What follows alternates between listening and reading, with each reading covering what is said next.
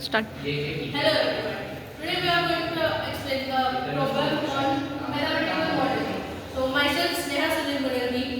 Myself Siddhi Praveen Patil. Myself, Glenn Rodriguez.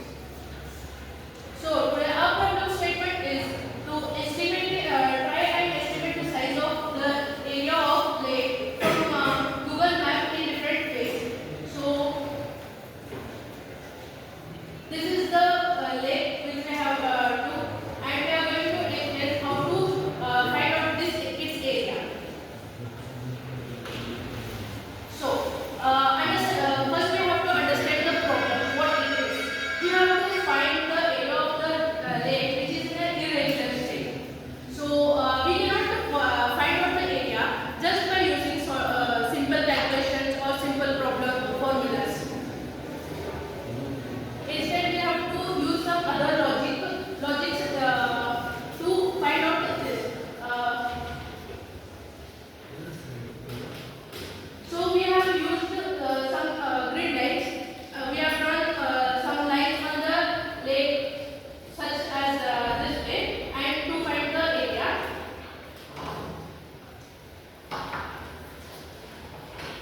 So, to find areas, there are different methods. I mean, to find the areas of these types of irregular shapes, there are different methods. One of the methods is what we are using. This method is used by drawing grid lines, horizontal and vertical, on the maps. So, here is the map with the grid lines. We have taken the length of the side of each square as 50 kilometers. So in the calculations, to find the total area, we will have to calculate each square's area. Specifically the area where the part of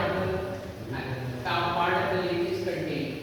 So this is done previously. So there are total 18 squares which have the parts. And to find the total area, what we have to do is, suppose this is the first square. In this, let's say there is 10% of the square's area is contained by the lake. So we will have to take the square's area and take 10% of it. Then we take the next circle, next square, and take its percentage and so the total squares, total squares are actually 20, not 18. Here you can see length of each square is 50 kilometers.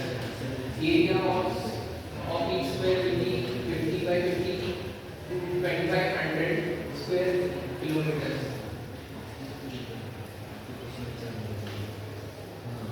So to find the total area, what we have to do is 2500 is each square's area. We have to take percent of the area of the lake contained in that square. So in the first square it's 10, in the second it's 5, and we have to take percent. So we need to divide by 100. So we have this whole term. So doing the further maths, taking 100 common from each term, we get 2500 by 100 outside, and we get these numbers inside. These numbers are 20. So by doing the calculation, we find that the sum of these numbers. So the sum of these numbers comes out to be 943, and the product of 35 and this number is 23,575 square kilometers. This is the result found by us by our method.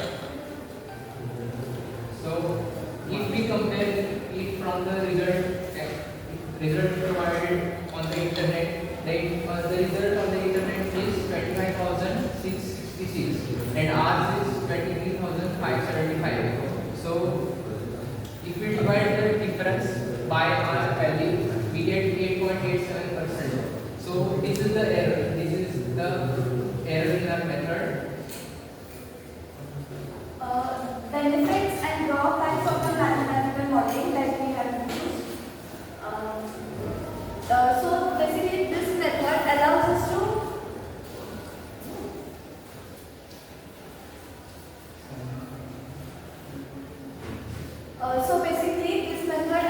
to calculate area of any irregular shape. It relates the efforts and accuracy. Means the more we effort put in the calculation of the method, the more accurate answer we get, and vice versa. Drawbacks are that though the measurements become accurate by decreasing the square length, the effort needed to count the squares and the area also increases. And it limits our speed of calculation. Means it decreases our speed of calculation. It takes more time to get calculated.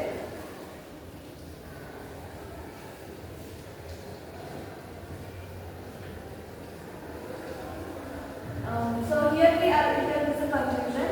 There are various methods to calculate the area of the region, but here we have used the grid line method. One of the other methods is to print on the map on paper and take the weight of the paper of the known area, then cut the map on the paper, and now these measurements can be used to calculate the area by using the fact that the area of the paper is directly proportional to the weight of the paper. Here we have calculated the area. We have calculated the error in the measurement by comparing our value with the available value of the internet. There are various techniques to calculate the error also. Thank you. Thank you.